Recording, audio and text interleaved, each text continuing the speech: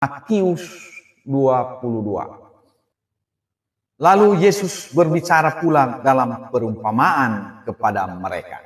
Di pasal 21, Yesus sedang mengajar di Bait Allah.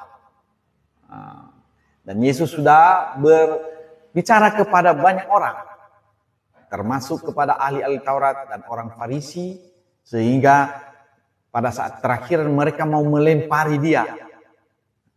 Karena mereka telah merasakan bahwa Yesus sedang menyindir mereka. Dia sudah mengatakan bahwa mereka itu adalah orang-orang yang tidak menerima kehendak Allah, tidak mau. Padahal sebenarnya bagi mereka lah sebenarnya disampaikan Yesus datang itu untuk mereka yang dipilih. Manusia pilihan. Ya. Tetapi mereka menolak. Maka Yesus mengatakan bahwa orang-orang berdosa, orang pemungut cukai akan lebih dahulu masuk ke dalam kerajaan Allah dibanding dengan kamu yang sudah belajar tentang hukum Taurat itu. Dan kamu sudah sarjana teologi. Tapi kamu tidak melakukan firman. Kamu tidak percaya kepada Yesus dengan benar. Itu maksud Yesus. Jadi di sini dia teruskan pengajaran ini, saudara. Ya, kita baca mulai ayat pertama. Lalu Yesus berbicara pula dalam perumpamaan kepada mereka. Hal kerajaan sorga seumpama seorang raja yang mengadakan perjamuan kawin untuk anaknya. Ia menyuruh hamba-hambanya memanggil orang-orang yang telah diundang ke perjamuan itu, tetapi orang-orang itu tidak mau datang. Jadi artinya orang-orang yang sudah diundang itu mereka tidak mau datang. Dia sampaikan ini kepada orang Farisi yang menolak dia, ahli-ahli Taurat yang menolak dia. Dia mengatakan ini perumpamaan yang cocok untukmu. Kamu diundang, kamu tidak datang. Ini maksudnya, ya. Ia menyuruh pula hamba-hamba lain, pesannya, katakanlah kepada orang-orang yang diundang itu, sesungguhnya hidangan telah kusediakan, lembu-lembu jantan dan ternak piaraanku telah disembelih, semuanya telah tersedia, datanglah ke perjamuan kawin ini. Jadi dia mengundang orang, sudah semua disediakan untukmu, hai orang Israel, gitu maksudnya. Hai ahli Taurat, kan kamu mencari Allah, aku sudah datang, aku sudah sampaikan, ini kehendak Allah, kamu tidak terima. Itu maksudnya, ya. Tetapi orang-orang yang diundang itu tidak mengindahkannya, tidak mengindahkan. Ya, artinya mereka tidak mau datang ke perjamuan itu. Undangan untuk percaya kepada Yesus itu mereka tidak terima, itu maksudnya. Ada yang pergi ke ladangnya, ada yang pergi mengurus usahanya. Dan yang lain menangkap hamba-hambanya, itu menyiksanya dan membunuhnya. Dan itu sudah terjadi. Sudah lama sebenarnya Tuhan Allah kita mengundang orang Israel itu untuk datang kepadanya, menjadi orang-orang yang sungguh-sungguh menjadi anak-anak Allah. Tetapi mereka menolak. Dan itu sudah terjadi sejak zaman Musa sampai Nabi terakhir yaitu Maleakhi. Di dalam Alkitab kita bisa membaca itu semua. Sampai Nabi terakhir di dalam Alkitab adalah Maleakhi. Kita bisa baca itu perjanjian lama semuanya. Ini maksudnya, ini yang dikatakan. Tetapi orang-orang yang diundang itu tidak mengindahkannya. Ada yang pergi ke ladangnya, ada yang pergi mengurus urusan usahanya. Artinya dia tidak peduli tentang kerajaan Allah. Ya, dan yang lain menangkap hamba-hambanya, itu menyiksanya dan membunuhnya. Dan itu sudah terjadi. Para nabi sebelumnya sudah dibunuh oleh mereka. Ya. Apa yang terjadi di ayat 7? Maka murkalah raja itu, lalu menyuruh paksa pasukannya ke sana untuk membinasakan pembunuh-pembunuh itu dan membakar kota mereka. Dan itu sudah terjadi. Sampai-sampai itu bait Allah dihancurkan. Di abad pertama tahun 70 Masehi hancur. Tidak ada satu pun batu ada di atas batu. Begitu megahnya itu bait Allah hancur.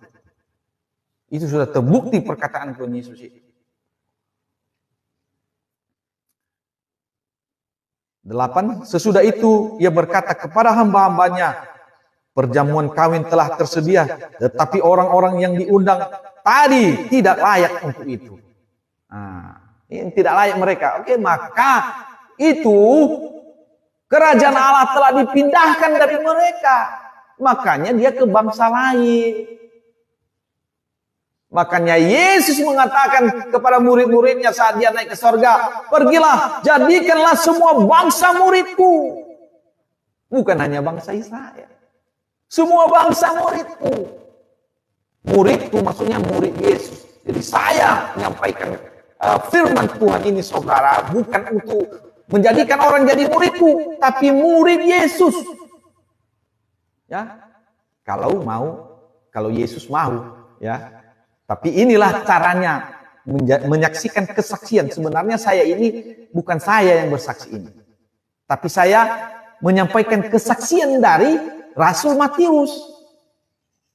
Ini kesaksiannya, dia sudah tulis di sini, ya. Sebab itu pergilah ke persimpangan jalan dan undanglah setiap orang yang kamu jumpai di sana ke perjamuan kawin itu. Makanya disebar kepada semua bangsa, bukan kepada orang Israel lagi. Ya. Maka pergilah hamba-hamba itu dan mereka mengumpulkan semua orang yang dijumpainya di jalan-jalan, orang-orang jahat dan orang-orang baik, sehingga penuhlah ruangan perjamuan kawin itu dengan tamu. Jadi Tuhan mau perjamuan atau tempatnya itu, tempat pesta itu penuh. Mereka diundang tetapi harus memenuhi syarat. Mari kita baca ya. Ketika raja itu masuk untuk bertemu dengan tamu-tamu itu, ia melihat seorang yang tidak berpakaian pesta. Itu artinya orang yang tidak memenuhi syarat dan ketentuan. Seperti yang tadi itu, yang kita baca tadi, bahwa orang yang mau datang kepada Yesus itu untuk melihat kerajaan sorga itu, dia harus dilahirkan kembali. Harus dilahirkan dari air dan roh. Dia harus bertobat dulu, dia mengakui dosanya di hadapan Tuhan, dan kemudian mau dibaptis untuk memohonkan hati nurani yang baik. Itulah artinya ini saudara, bahwa ada seorang juga yang sudah masuk dalam perjamuan itu, tetapi dia tidak berpakaian pesta. Nah, itu. Ayat 12, ia berkata kepadanya, kepada orang yang tidak berpakaian pesta itu, hai saudara, bagaimana engkau masuk kemari dengan tidak mengenakan pakaian pesta? Tetapi orang itu diam saja, pura-pura tidak tahu dia. Lalu kata raja itu kepada hamba-hambanya, ikatlah kaki dan tangannya dan campakkanlah orang itu ke dalam kegelapan yang paling gelap. Di sanalah akan terdapat ratap dan kertak gigi. Nah, jadi artinya syarat ketentuan itu wajib. Pakaian pesta itu wajib untuk bisa melihat kerajaan sorga. Itu maksudnya. Jadi ayat 14 kita lihat, sebab banyak yang dipanggil tetapi sedikit yang dipilih. Jadi Yesus menetapkan bahwa semua orang bisa datang kepadanya, tetapi dia memilih orang-orang yang memiliki hati nurani yang baik. Jadi saya sampaikan ini saudara untuk mencari orang-orang yang memiliki hati nurani yang baik, yang mau bertobat, yang mau mengaku dosa, yang mau mengikut Yesus dengan benar. Bukan mencari semua orang yang ada di jalan yang dikatakan tadi. Memang kita undang semua. Tetapi nanti Yesus akan menyampaikan bahwa ya, orang itu harus memakai pakaian pesta. Jadi Yesus sudah mengatakan ini. Yesus adalah Allah sendiri, Allah yang menjadi manusia. Dan dia sudah mengajar di dalam Yohanes 17 ayat 3 itu bahwa dia memperkenalkan Allah itu satu-satunya Allah, Allah yang esa. Iya, dia memperkenalkan, dan Yesus Kristus yang berkuasa untuk semua orang, untuk memberikan hidup yang kekal. Makanya kalau membaca Alkitab itu baca seluruhnya. Jangan satu ayat. Ayat pertama, kedua, ketiga. Ya, di situ kamu akan mengerti bahwa apa yang disampaikan Yesus itu, bahwa hidup yang kekal itu sudah ada sama dia. Karena dia adalah Allah yang menjadi manusia. Supaya jangan salah, sudah.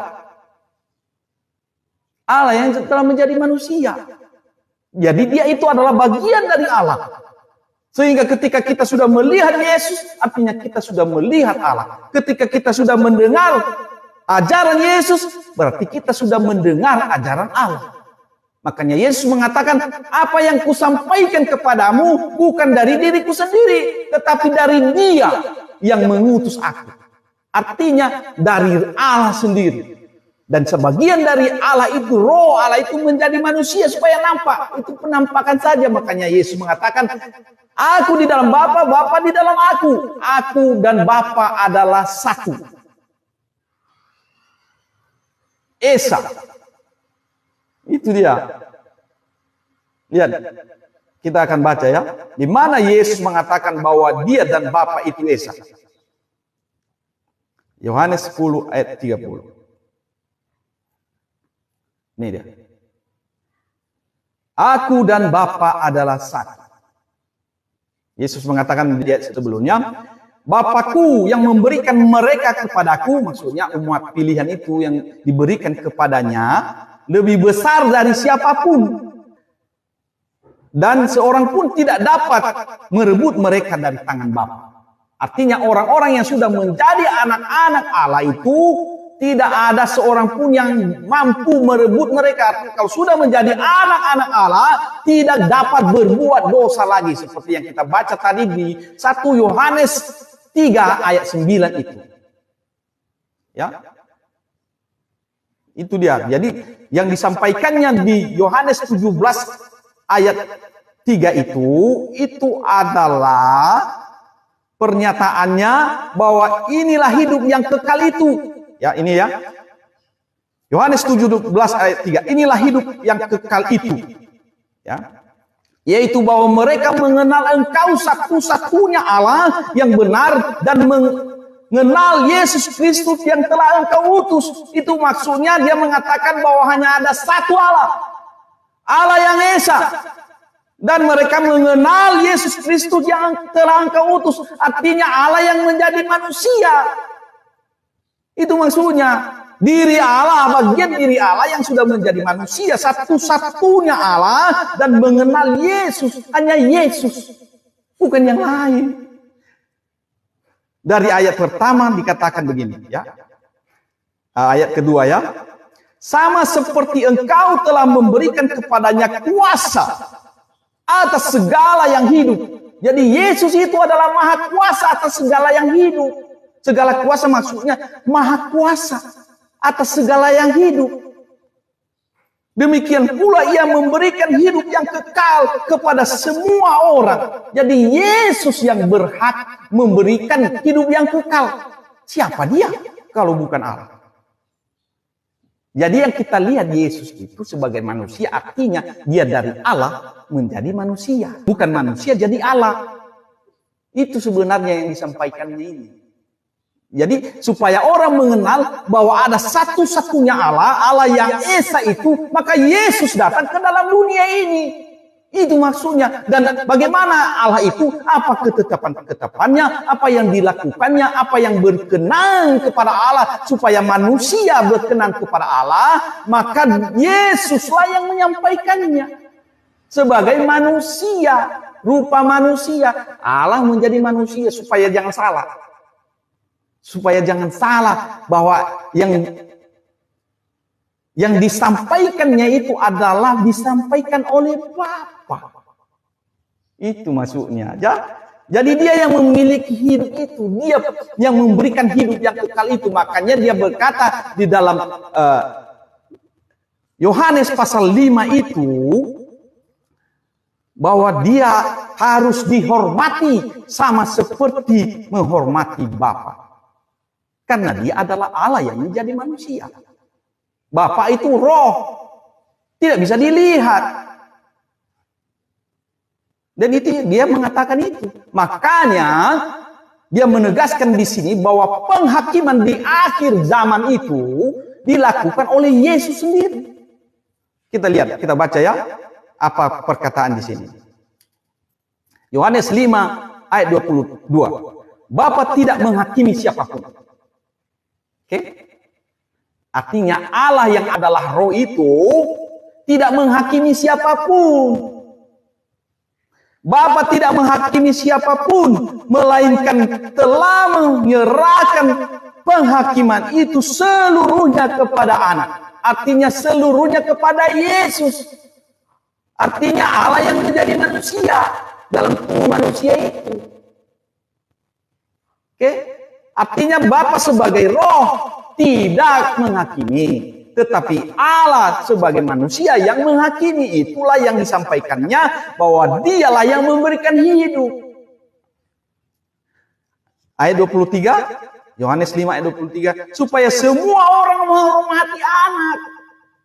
Supaya kita menghormati Yesus itu. Itu maksudnya, maka penghakiman itu diberikan kepada Yesus. Karena Yesus adalah Allah yang menjadi manusia. Dalam rupa manusia, Allah dalam rupa manusia. Dari yang tidak terlihat menjadi terlihat. Artinya penghakiman itu, ya, Yesuslah yang melakukannya. Artinya Allah yang terlihat. Kalau ada seorang hakim tidak terlihat, bagaimana? Ya. Jadi dia adalah hakim pada akhir zaman. Kita terus ya.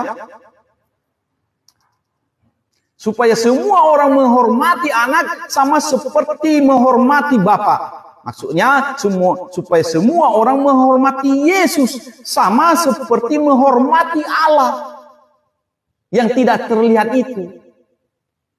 Jadi dengan menghormati Yesus yang terlihat itu artinya kita sudah menghormati Allah yang tidak terlihat. Itu maksudnya. Jadi satu-satunya Allah itu, maksudnya itu Allah yang tidak terlihat itu telah bisa terlihat karena Yesus datang. Allah yang menjadi manusia. Itu dia. Jadi Allah, aku dan Bapa tidak pernah terpisah. Aku dan Bapa satu. Tetapi Bapa tidak terlihat. Saya terlihat, tetapi Bapa tidak terlihat. Tapi saya di dalam Bapa. Bapa di dalam saya. Itu yang nampak oleh mata kita sebagai manusia hanya Yesusnya. Ya. Kita teruskan ya. Kita harus menghormati Yesus sama seperti menghormati Bapa. Jangan kita hina-hina dia. Nanti di akhir zaman dia menghakimi kita, saudara.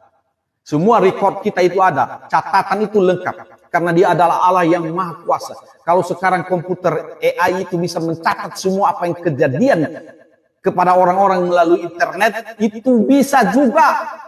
Tuhan lebih daripada komputer. Allah kita itu maha besar, maha kuasa, maha hadir. Dia bisa mencatat semuanya itu. Karena itu dia adalah Allah. Bukan seperti apa yang kita pikirkan. Kalau kita ini terbatas lah, berapa orang yang bisa kita hafal. Semua manusia yang ada di dalam dunia ini, Yesus tahu siapa. Dan dengan namanya masing-masing pun dia tahu.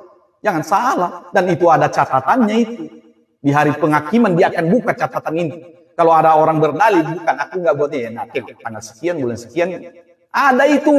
Apa yang kau tulis di internet. Apa yang kau tulis di TikTok. Tahu Tuhan, saudara. Jangan pikir tidak. Jadi makanya kita harus menghormati Yesus itu. Aku berkata kepadamu, sesungguhnya barang siapa mendengar perkataanku dan percaya kepada dia yang mengutus aku dan percaya dengan apa yang kusampaikan tentang Allah itu yang katanya supaya mereka mengenal satu-satunya Allah ini ajarannya. Ya, mengenal ajaran-ajarannya itu tertulis di dalam Injil ini supaya kamu mengenal siapa Allah yang sebenarnya, satu-satunya Allah yang benar. Ya, ia mempunyai hidup kekal Ya, jadi orang yang percaya kepada Yesus memiliki hidup yang kekal. Percaya maksudnya, percaya artinya mendengar apa perintah Yesus dan melakukannya. Hal yang pertama yang dilakukan orang yang percaya itu contohnya bertobat. Ketika Yohanes Pembaptis datang pertama kali dia berkata, bertobatlah, bertobatlah. Artinya kalau hidupmu yang lama, kamu sudah berbuat sesuatu yang tidak berkenan kepada Allah, bertobatlah. Ya, dan akhirnya berilah dirimu dibaptis. Bagaimana cara bertobat? Mengaku dosa dulu lah. Jangan kira enggak ini tuh ya. Barang siapa mengaku dosanya, maka Allah adalah setia dan adil. Dia akan mengampunimu dan menyucikanmu dari segala kejahatan. Itu harus ada kesungguhan. Bukan berpura-pura jadi orang Kristen, tidak. Nggak perlu sama Tuhan itu.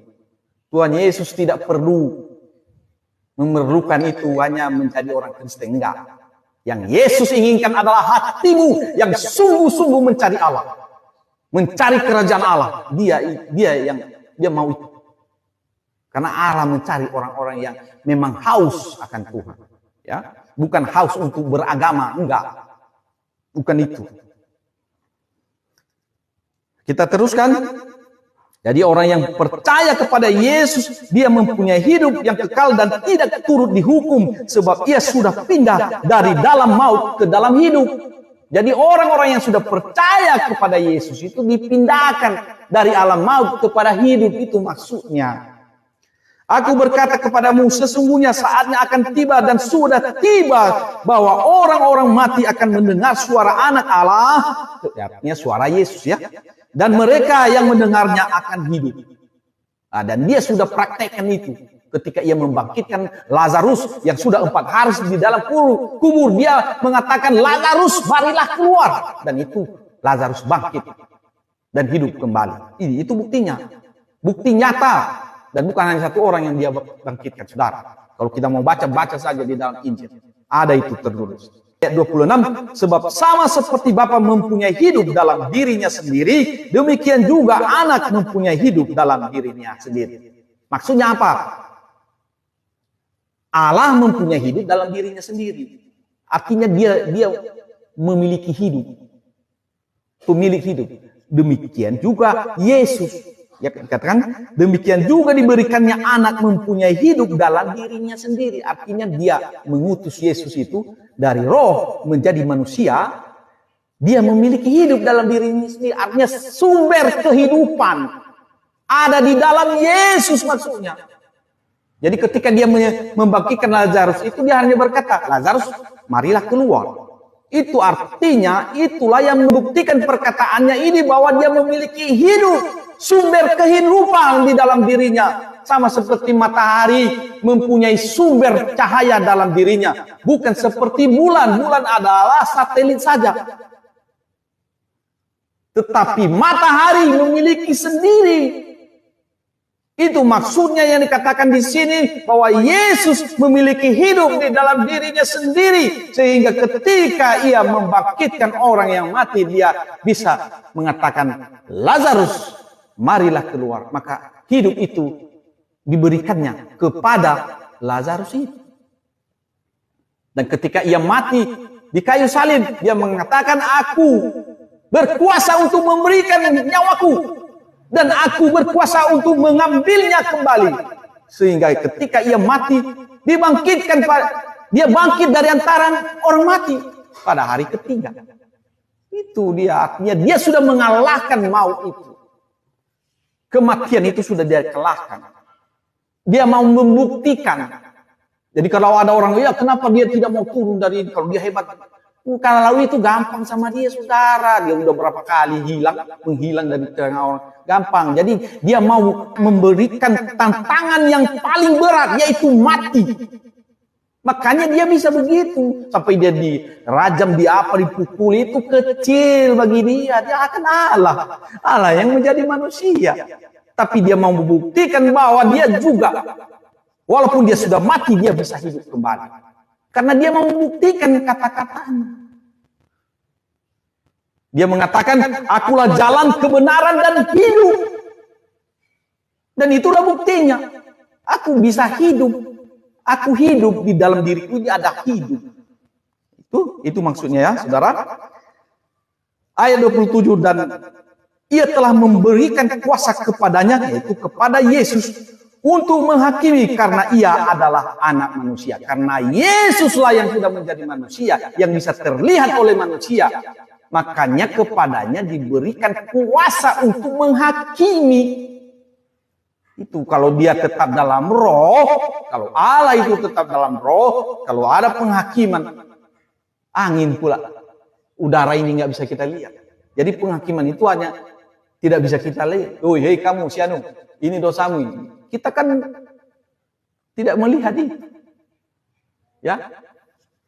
Nah, jadi Yesus mengatakan bahwa dialah yang berkuasa untuk menghakimi. Makanya kita harus menghormati Yesus. Kalau bukan dia hakim, bolehlah. Dia yang menentukan pada akhir zaman itu. Ayat 28, janganlah kamu heran akan hal itu, sebab saatnya akan tiba bahwa semua orang yang di dalam kuburan akan mendengar suaranya. Suara siapa? Suara Yesus. Itu dia. Dan mereka yang telah berbuat baik akan keluar dan bangkit untuk hidup yang kekal. Tetapi mereka yang telah berbuat jahat akan bangkit untuk dihukum. Jadi Yesuslah yang menentukan siapa yang mendapatkan hidup yang kekal dan siapa yang dihukum. Dia adalah satu-satunya penentu. Maka hormatilah Yesus. Yesus yang mengatakan ini, saudara, bukan orang lain. Ya, mereka yang telah berbuat baik. Jadi ada syaratnya, berbuat baik dan berbuat jahat. Orang yang berbuat baik. Jadi jangan pikir kalau kamu sudah Kristen kamu langsung bisa. Tidak. Harus berbuat baik. Nah, ini syaratnya, berbuat baik. Bagaimana kita bisa mengetahui bahwa kita setelah berbuat yang baik? Kita belajar dari firman Tuhan. Artinya melakukan perintah-perintah Allah. Seperti tadi bertobat, itu berbuat baik. Bertobat, kemudian mengaku dosa, kemudian memberi diri dibaptis. Itu dia. Jadi kalau tidak berbuat baik, walaupun Kristen ya sama aja. Nggak ada gunanya itu.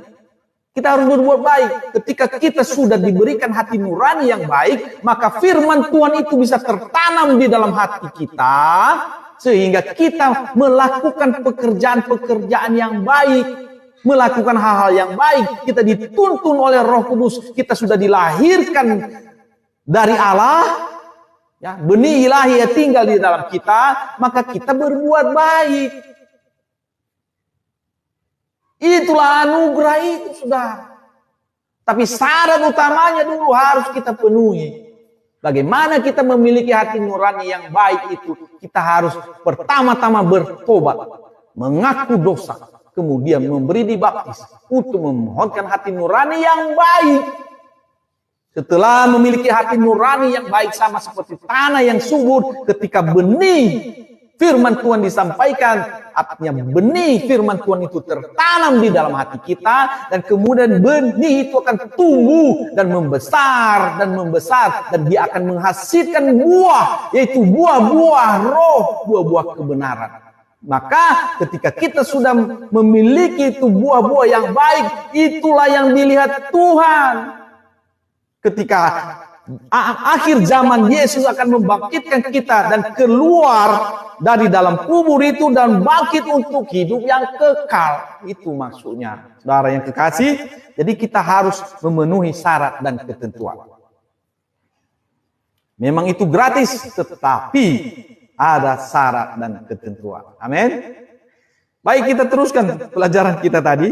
Kita sudah jauh ya untuk menjelaskan itu. Matius 22 ayat 23. Pada hari itu datanglah kepada Yesus beberapa orang Saduki yang berpendapat bahwa tidak ada kebangkitan. Mereka bertanya kepadanya, ya, kepada Yesus, ya, Guru, Musa mengatakan bahwa jika seorang mati dengan tiada meninggalkan anak, saudaranya harus kawin dengan istrinya itu dan membangkitkan keturunan bagi saudaranya itu. Ya, itu sudah tertulis, ya. di perjanjian lama. Tetapi di antara kami ada 7 orang bersaudara. Yang pertama kawin, tetapi kemudian mati. Dan karena ia tidak mempunyai keturunan, ia meninggalkan istrinya itu bagi saudaranya. Oke, demikian juga yang kedua dan yang ketiga sampai ke-7. Artinya 7 yang bersaudara ini habis menjadi suami perempuan ini. Dan akhirnya sesudah mereka semua, perempuan itu pun mati. Jadi mereka mati semua. Jadi pertanyaan mereka ini, siapakah di antara ke-7 orang itu yang menjadi suami perempuan itu pada hari kebangkitan? Sebab mereka semua telah beristrikan dia. Nah, jadi ada 7 orang laki-laki bersaudara telah beristrikan perempuan ini. Jadi mereka menantang Yesus, siapa suaminya nanti di sorga. Jadi Yesus menjawab, ya, ayat 29. Kamu sesat. Nah, Yesus ini langsung, saudara. Kamu sesat. Sebab kamu tidak mengerti kitab suci. Jadi walaupun mereka membaca kitab suci itu, mereka tidak mengerti. Jadi banyak orang yang membaca Alkitab, apa saja, dari agama lain juga baca Alkitab. Tidak bisa, tidak mungkin. Karena ada syaratnya. Yesus mengatakan, barang siapa tidak dilahirkan kembali, dia tidak dapat melihat kerajaan Allah.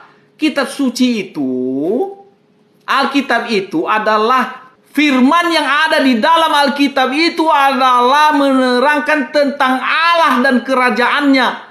Jadi kalau orang yang tidak dilahirkan kembali, tidak akan melihat kerajaan Allah itu. Apalagi masuk. Bagaimana dia bisa menjelaskan kalau dia tidak bisa masuk? Melihat saja pun tidak. Jadi orang-orang yang membaca Alkitab, dia tidak menuruti prosedur yang telah disampaikan oleh Tuhan Yesus, tidak mungkin bisa mengerti apa yang terjadi, apa yang tertulis di dalam Alkitab itu. Walaupun kamu sudah tahu bahasa apa saja itu tentang Alkitab, Ibrani, Yunani, Aramaik, tetapi kalau kamu tidak dilahirkan kembali, kamu tidak akan bisa mengerti. Itulah yang terjadi kepada orang Saduki ini. Orang Saduki ini kan orang Ibrani. Pasti bisa bahasa Ibrani. Lebih daripada kamu semua yang anggar-anggar itu. Aku bisa bahasa Ibrani. Aku tahu semua isi dari perjanjian lama. Oh, ini orang Saduki. Ini orang Ibrani sendiri. Yesus mengatakan kamu sesat. Nah, itu. Jangan tidak mengikut prosedur yang telah disampaikan oleh Tuhan Yesus. Kamu tidak dapat melihat kerajaan Allah, kamu tidak dapat. Kalau kamu tidak dilahirkan.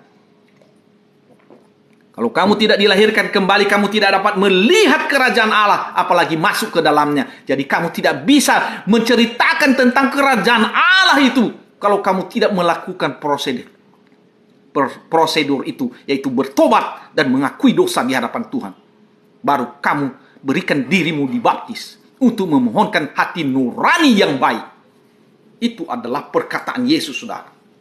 Ya, kamu sesat sebab kamu tidak mengerti kitab suci maupun kuasa Allah. Inilah yang dikatakannya kepada mereka. Ayat 30. Karena pada waktu kebangkitan orang tidak kawin dan tidak dikawinkan, melainkan hidup seperti malaikat di sorga.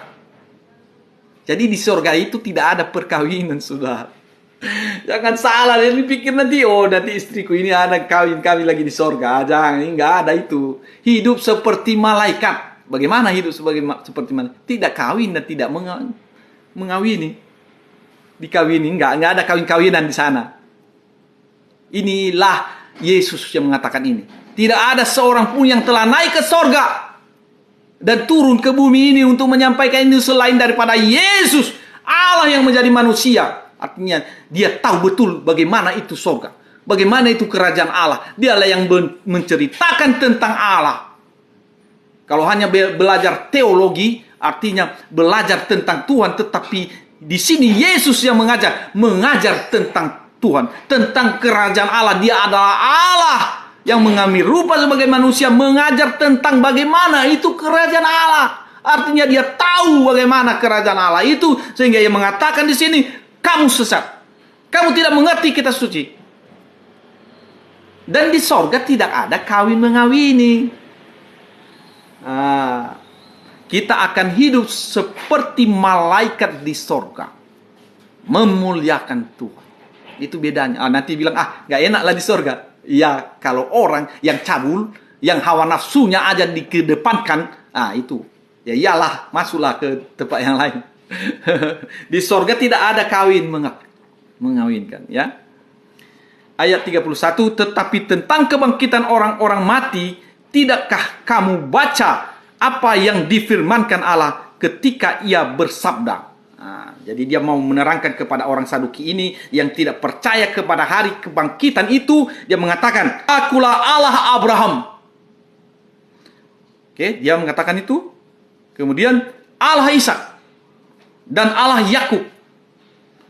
Ia bukanlah Allah orang mati,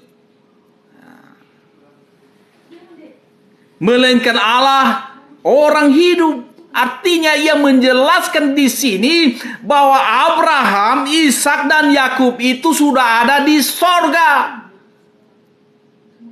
Yang membuktikan bahwa ada hari kebangkitan, itu maksudnya. Di dalam Alkitab Perjanjian Lama telah disampaikan bahwa dia Allah itu berfirman, bersabda, aku adalah Allah Abraham. Aku bukan Allah orang mati. Itu maksudnya Yesus mengatakan itu supaya mereka mengerti bahwa ada hari penghakiman itu. Ada sorga itu. Itu maksudnya. Akulah Allah Abraham, Allah Ishak dan Allah Yakub. Aku bukanlah Allah orang mati. Jadi setiap orang Israel itu, orang Yahudi ini berkata-kata bahwa bapa mereka adalah Allah Abraham, Allah Ishak, Allah Yakub. Artinya Abraham itu walaupun sudah mati tetapi hidup kembali. Itu yakin bahwa Allah mereka adalah Allah orang yang hidup. Jadi ada kebangkitan, itu maksudnya. Oke? Ayat 33. Orang banyak yang mendengar itu takjub akan pengajarannya. Ini saudara yang kekasih. Jadi takjub mereka. Wah, begini rupanya. Rupanya kerajaan Allah itu tidak ada kawin mengawinkan. Di sorga itu nggak ada kawin-kawinan. Rugi kalau orang yang sudah biasa dia, rugi dia. Ya udah nggak usah ikut. Oke? Jadi Yesus sudah menyampaikan ini saudara, bahwa orang yang mengatakan bahwa ada kawin mengawinkan, Yesus mengatakan kepada mereka, kamu sesat.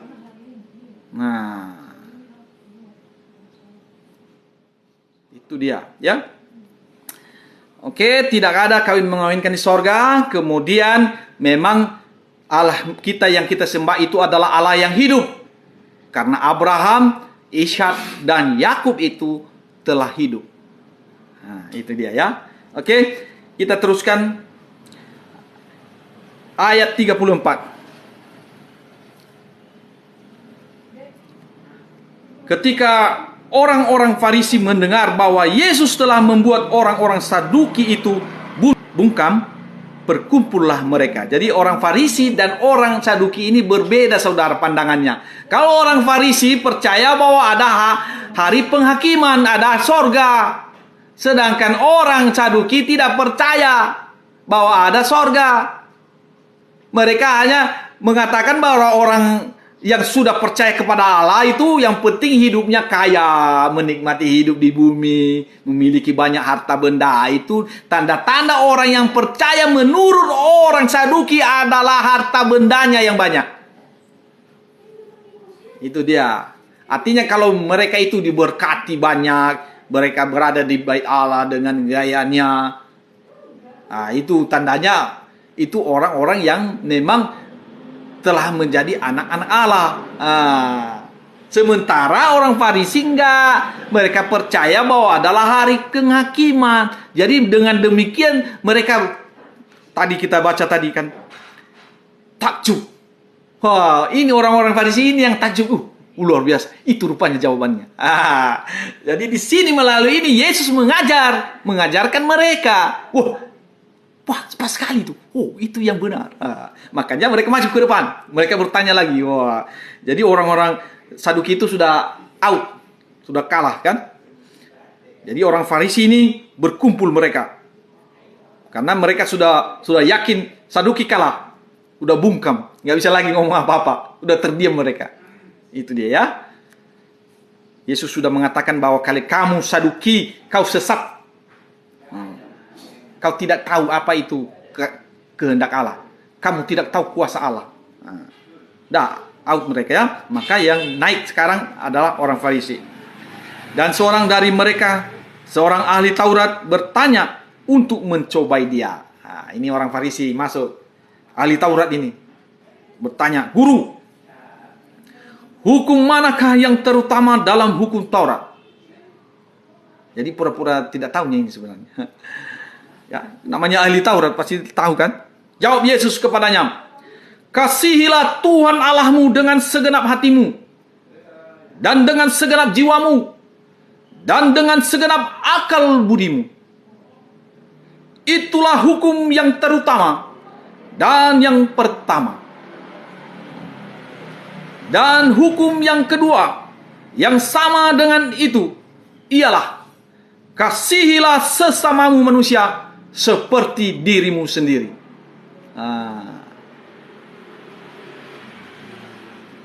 Pada kedua hukum inilah tergantung seluruh hukum Taurat dan kitab para nabi. Jadi apa yang ditulis dalam hukum Taurat itu dan kitab para nabi mengandung ini, yaitu kasihilah Tuhan Allahmu. Jadi penjabarannya itu ada di dalam kitab Taurat dan kitab para nabi. Penjabarannya bagaimana kita mengasihi Allah itu.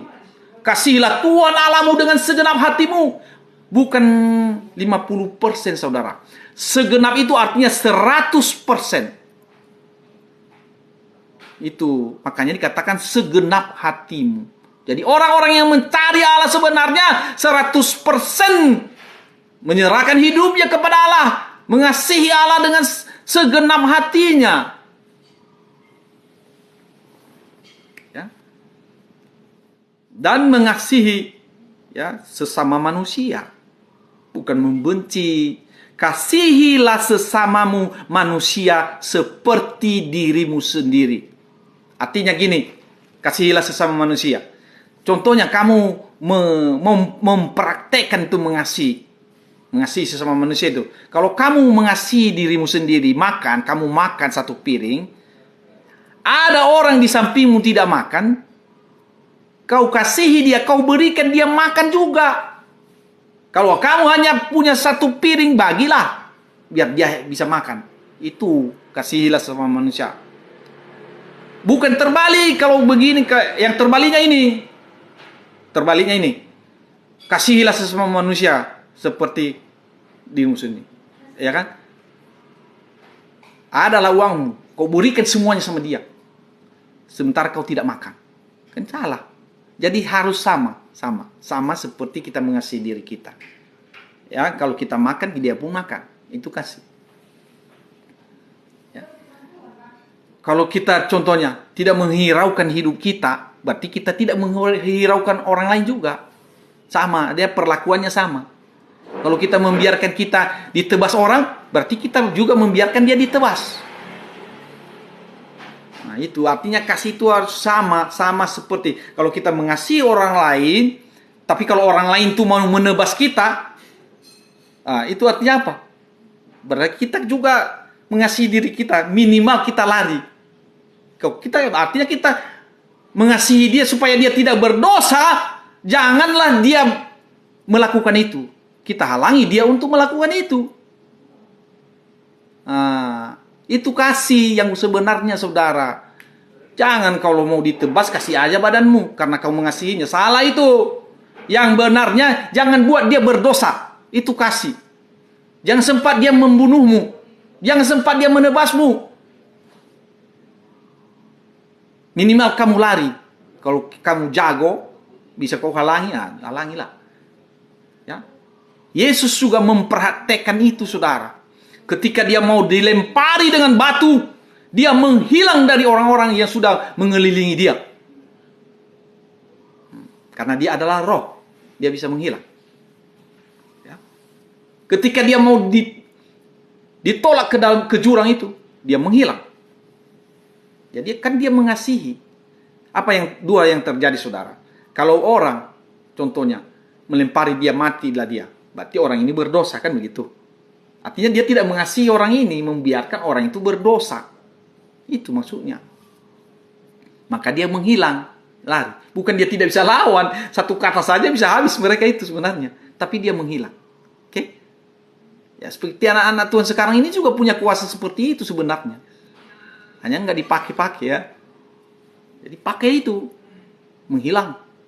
Sebenarnya bisa dia hanya mengatakan satu kata saja, bisa mereka out, bisa mereka buta, bisa. Ya. Jadi artinya kasihilah orang lain seperti kamu mengasihi dirimu. Jadi Yesus mengasihi badannya itu pada saat itu karena dia belum selesai mengajar, memberitahukan kebenaran firman Tuhan, makanya dia sering hilang. Ketika ia hendak dilempari, hendak ditangkap dia. Tapi pada saat terakhir, karena dia sudah selesai semua dengan pengajarannya, maka ia menyerahkan dirinya. Bukan dia tidak mampu melepaskan dirinya. Dia mau menyerahkan dirinya untuk disalibkan. Kenapa? Karena itu kecil bagi dia. Dia membuktikan pada orang-orang, kalau aku pun sudah mati, aku bisa hidup kembali. Aku berkuasa untuk menyerahkan nyawaku dan aku berkuasa juga untuk mengambilnya kembali. Terbukti kan? Dia membuktikan itu bahwa dia adalah hidup. Dia memiliki hidup dalam dirinya sendiri. Jadi dia bangkit dari antara orang mati pada hari ketiga. Dan membuktikannya kepada semua orang dan banyak saksinya. Bukan dongeng, itu udah banyak saksinya. Ribuan orang, puluhan ribu orang. Ya. Orang yang makan roti bersama dia aja ada 10.000 orang. Dan mereka sudah menyaksikan Yesus itu. Jadi ini adalah kisah nyata, saudara. Jadi kalau mau mendengarkan tentang kisah Yesus, dengarkanlah Injil yang tertulis di dalam Alkitab, bukan dari yang lain. Karena itu adalah kesaksian kisah nyata, bukan khayalan. Jadi saudara yang kekasih, itulah yang telah disampaikan oleh Yesus kepada orang-orang Farisi. Bahwa hukum yang pertama dan hukum yang kedua yang sama dengan itu, kasihilah Tuhan Allahmu dengan segenap hatimu. Segenap 100% ya saudara. Dan kasihilah sesamamu manusia sama seperti dirimu sendiri. Jadi itulah yang disampaikannya itu. Jadi ketika dia masih mengajar itu, dia mempertahankan nyawanya. Walaupun dia mau dilempari dengan batu, dia menghilang. Karena dia belum selesai misinya datang ke dalam dunia ini untuk berfirman. Menyampaikan kebenaran tentang kerajaan Allah dengan kerajaan sorga. Dan setelah selesai, dia merelakan dirinya. Menyerahkan dirinya. Itu dia. Jadi Yesus itu bukan nabi. Yesus itu adalah Allah yang telah menjadi manusia. Supaya ia bisa dilihat. Supaya Allah yang tidak terlihat itu menjadi terlihat. Itu maksudnya diutus di situ maksudnya. Namun Allah yang jadi manusia itu tidak terpisah dengan Allah. Sebagian saja. Roh Allah yang masuk ke dalam rahim Maria itu, Roh Kudus turun. Di Lukas 1 ayat 35 dikatakan Roh Kudus turun atas Maria. Ya, kita bacalah ya. Lukas 1 mulai dari ayat 30. Maria ini didatangi oleh malaikat. Kata malaikat itu kepadanya, "Jangan takut hai Maria, sebab engkau beroleh kasih karunia di hadapan Allah. Sesungguhnya engkau akan mengandung dan akan melahirkan seorang anak laki-laki, dan hendaklah engkau menamai dia Yesus, Yeshua Hamashiach. Jadi dari sini berasal nama Yesus, sudah dari Allah sendiri yang disampaikan oleh malaikat Gabriel. Oke, ayat 32, ia akan menjadi besar dan akan disebut anak Allah. Ya, dengar ya. Yang Maha Tinggi, disebut anak Allah yang Maha Tinggi, dan Tuhan Allah akan mengaruniakan kepadanya tahta Daud, bapa leluhurnya. Kenapa dia dikatakan bapa leluhurnya? Karena suami Maria itu Yusuf adalah keturunan Daud. Tetapi Yesus itu bukan keturunan Daud secara fisik, tapi secara hukum. Oke? Kita teruskan. Dan ia akan menjadi raja atas kaum keturunan Yakub sampai selama-lamanya. Kerajaannya tidak akan berkesudahan. Oke, ayat 34. Maka kata Maria kepada malaikat itu, bagaimana hal itu mungkin terjadi karena aku belum bersuami? Jadi Maria ini, saudara, sudah cukup dewasa mengerti bahwa orang yang bisa melahirkan itu harus sudah mempunyai suami dan sudah berhubungan badan dengan dia.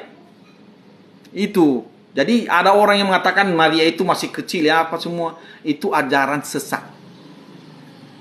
Ya. Jadi Maria itu sudah mengerti hal-hal itu, bahwa orang yang melahirkan itu sudah cukup dewasa. Makanya dia berkata, bagaimana hal itu mungkin terjadi karena aku belum bersuami. Oke, jawab malaikat itu kepadanya, Roh Kudus akan turun atasmu dan kuasa Allah yang Maha Tinggi menaungi engkau. Sebab itu anak yang akan kau lahirkan itu akan disebut kudus, anak Allah. Artinya Roh Kudus itu turun masuk ke dalam rahim Maria langsung. Jadi janin.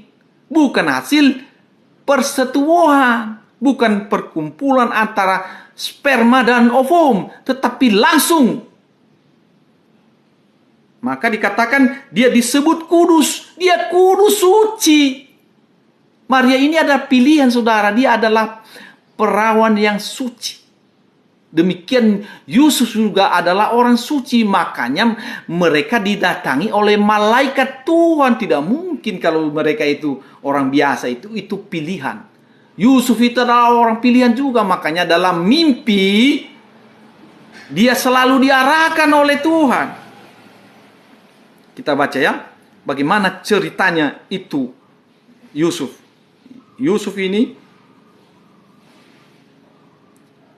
nih, di Matius 1 ayat 18. Kelahiran Yesus Kristus adalah seperti berikut.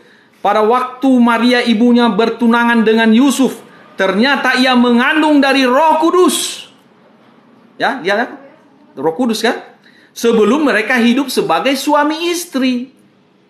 Nah, karena Yusuf suaminya, kalau dia orang Yahudi itu kalau sudah bertunangan itu sudah bisa dianggap sebagai suami, tapi tidak hidup sebagai suami istri. Itu dia, ya. Karena Yusuf suaminya seorang yang tulus hati, ini orang yang mempunyai martabat yang baik, saudara. Bukan orang sembarangan, makanya ini diberikan kepada mereka ini. Karena Yusuf suaminya seorang yang tulus hati dan tidak mau mencemarkan nama istrinya di muka umum, ia bermaksud menceraikannya dengan diam-diam. Tetapi ketika ia mempertimbangkan maksud itu, malaikat Tuhan nampak kepadanya dalam mimpi dan berkata, Yusuf, anak Daud, janganlah engkau takut mengambil Maria sebagai istrimu, sebab anak yang di dalam kandungannya adalah dari Roh Kudus. Jadi Yusuf ini orang yang bermartabat, orang yang baik, orang suci, orang kudus, saudara. Ada orang yang mengatakan bahwa Yusuf itu sudah tua, dia sudah ini, itu salah. Dia masih muda ini, tapi dia memiliki hati yang mengasihi Allah. Maka wajarlah kalau malaikat Tuhan datang kepadanya. Kalau dia orang yang nggak benar, mana ada itu. Nah, itu dia. Jadi Roh Kudus. Kita teruskan ya. Anak yang di dalam kandungannya adalah dari Roh Kudus. Ia akan melahirkan anak laki-laki dan engkau menamakan dia Yesus. Nah, ini juga sama dia juga diberitahu ini. Dari mana Matius mengetahui ini, saudara? Dia pasti mewawancarai Yusuf dan Maria. Karena ini ditulis di abad pertama ketika Maria dan Yusuf masih hidup. Bukan karangan, saudara. Jadi ini jelas adalah kisah nyata. Dan dia bertanya langsung kepada Yusuf, apa sebenarnya yang terjadi? Bagaimana kronologisnya? Dia sudah tanya dan dia tulis di sini, saudara. Jadi orang-orang yang telah menulis ini adalah orang-orang yang sudah menyaksikan apa yang terjadi pada masa itu. Bukan mereka itu menduga-duga, bukan. Tapi mereka melihat. Jadi Yesus ini adalah nama spesial. Yeshua HaMashiach. Yeshua. Itu yang diberikan kepada Yesus. Jadi bukan karangan Yusuf itu, nama itu. Enggak, itu dari Allah sendiri datang. Oke? Kenapa dia bisa mati? Memang dia bisa mati. Kenapa? Karena dia sudah menjadi manusia. Karena manusia itu bisa mati. Kenapa dia bisa makan ikan goreng? Iya, karena dia manusia. Itu kan artinya itu. Itu tidak mungkin. Apa yang tidak mungkin bagi Allah? Tidak, apa yang tidak mungkin bagi Allah? Coba, saudara yang kekasih. Apa yang tidak mungkin bagi dia? Itu Allah yang kita sembah itu adalah Allah yang maha kuasa. Maha hadir, maha besar. Jadi semuanya mungkin. Tidak ada yang mustahil bagi Allah. Ya, saudara, kalau dia menjadi manusia, itu adalah masalah kecil. Dia menjadikan langit dan bumi ini hanya dengan berfirman. Apalagi mau menjadi manusia, pasti gampang lah. Ya, saudara. Jadi jangan kita mengecilkan Allah kita. Jangan kita taruh Allah kita itu di bawah kuasa kita, di bawah akal pikiran kita. Kita harus menempatkan Allah kita yang kita sembah itu di posisi yang tinggi di dalam hidup kita. Itu maksudnya, ya, saudara yang kekasih. Jangan kita mengecilkan Allah. Bagaimana itu? Mana mungkin ini mungkin Allah. Kita manusia biasa. Kita tidak bisa apa-apa. Kita tidak bisa berada dimanapun. Tapi Allah bisa berada dimanapun. Allah bisa mau jadi apa? Bisa. Kalau dia mau. Kenapa dia mau jadi manusia? Karena dia mau berbicara kepada manusia dan menyampaikan kehendaknya, kehendak Allah itu. Ketika orang mendengar apa kehendak Allah itu dan melakukannya di dalam kehidupannya sehari-hari, maka itulah yang digolongkan menjadi baik. Orang-orang baik. Makanya dikatakan pada akhir zaman itu semua orang dibangkitkan. Orang yang berbuat baik akan hidup. Hidup yang kekal. Tetapi orang yang berbuat jahat akan dihukum. Itu sudah aturannya, tidak bisa dirubah. Saudara ya. Kita teruskan. Belum habis ini saudara. Bahwa hukum yang terutama dan yang utama yaitu kasihilah Tuhan Allahmu dengan segenap hatimu dan kasihi sesama manusia. Dan semua yang tertulis dalam kitab Taurat dan kitab para nabi itu adalah mengenai itu. Mengenai kasihilah Tuhan Allah dan kasihilah sesamamu manusia. Ya. Oke, kita teruskan ayat 41. Ketika orang-orang Farisi sedang berkumpul, Yesus bertanya kepada mereka, katanya, apakah pendapatmu tentang Mesias? Anak siapakah dia? Dia juga bertanya kepada orang Farisi ini. Jangan kamu aja yang bertanya. Aku juga bertanya sama kamu. Bagaimana sebenarnya pengetahuanmu? Oke? Apakah pendapatmu tentang Mesias? Anak siapakah dia? Kata mereka kepadanya, anak Daud. Jadi sudah ada. Mereka sudah tahu itu bahwa Mesias itu anak Daud. Terus katanya kepada mereka. Jadi kata Yesus kepada mereka. Jika demikian, bagaimanakah Daud, orang pimpinan roh, dapat menyebut dia tuannya ketika ia berkata, Tuhan telah berfirman kepada Tuanku, duduklah di sebelah kananku sampai musuh-musuhmu kutaruh di bawah kakimu. Jadi dia berkata, kalau Mesias itu keturunan Daud, kenapa Daud memanggil dia Tuan, Lord? Padahal itu keturunannya. Ya, contohnya adalah cucu kita. Kita panggil dia Tuan. Bagaimana mungkin itu? Kenapa itu? Kenapa seperti itu maksudnya? Itu Yesus mengatakan itu, menguji mereka. Kenapa dia mengatakan kepada Mesias itu, Tuanku? Tuhan telah berfirman kepada Tuanku, duduklah di sebelah kananku. Wah. Jadi Daud mengatakan ini bahwa Mesias itu adalah tuannya. Tapi dia keturunannya, dia cucu buyutnya. Bagaimana itu? Terus ayat 45, jadi jika Daud menyebut dia tuannya, bagaimana mungkin ia anaknya pula? Jadi kita sudah tahu tadi bahwa Yesus itu bukan keturunan Daud secara biologis, tetapi keturunan Daud secara hukum. Karena Yesus adalah Allah yang menjadi manusia, Roh Kudus yang masuk ke dalam rahim Maria, dia adalah Allah sendiri. Jadi dia bukan anaknya secara biologis, tetapi anaknya secara hukum yang sah. Bahwa ketika Yusuf dan Maria menikah, bahwa anak yang dilahirkan oleh Maria secara hukum adalah anak Yusuf, keturunan Daud itu. Itu maksudnya. Oke? Ayat 46 terakhir. Tidak ada seorang pun yang dapat menjawabnya, dan sejak hari itu tidak ada seorang pun juga yang berani menanyakan sesuatu kepadanya. Jadi mereka sudah kalah total. Ya, demikian saudara apa yang dilakukan oleh Tuhan Yesus ini.